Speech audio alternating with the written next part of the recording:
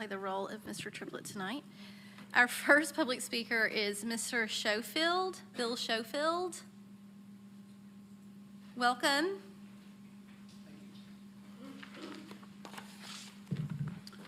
My name is Bill Sofield. I have a child in Knox County Schools, and my wife is an employee of Knox County Schools as well. I have a vested interest in this subject. I also have a long list of firearm certifications, protective service experience, and marksmanship credentials, which I don't have enough time to list now. I want it understood that what I'm about to say is not an indictment of any of the local law enforcement organizations.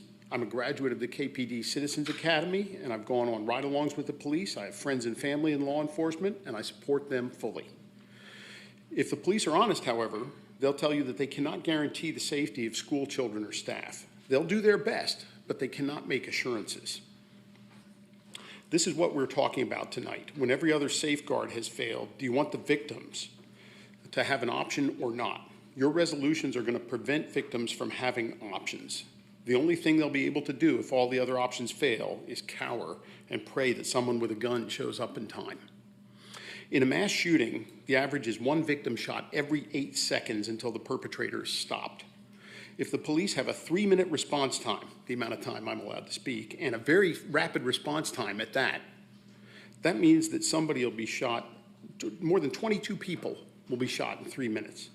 Currently, you have a number of schools with only one officer protecting them. This is a single point of failure.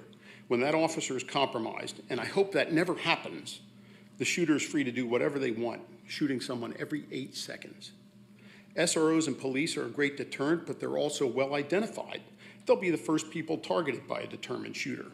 After that, you have nothing left but to wait for backup. Time for a killer to kill.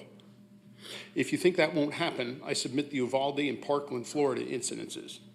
In Parkland, the shooter was unopposed. He kept shooting until he got bored and went to McDonald's for a snack.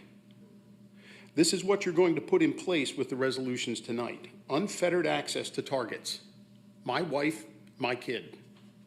The criminals have several advantages. The time they pick the time and the place, the level of force they will use, there's nothing you can do about that. But what they don't know is the level of response that will be brought against them. If it's only a uniformed officer, then they do know the level of response. If it's anonymous, capable people, you significantly increase the risk to the perpetrator. Why would you give away the one advantage you can have? It makes no sense. Do any of you know how many other states permit guns in schools?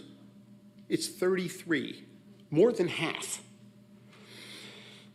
Do you know why you never hear about accidental or rampage shootings that encourages? Because it never happens. If it did, you'd surely hear about it. The presence of trained, capable, armed adults in schools reduces the likelihood of a mass shooting incident. You want to vote against that. You're effectively voting for more mass shooting opportunities. Don't make a bad choice based on fear, feelings, or emotion. Make a good choice based on facts and logic. Thank you.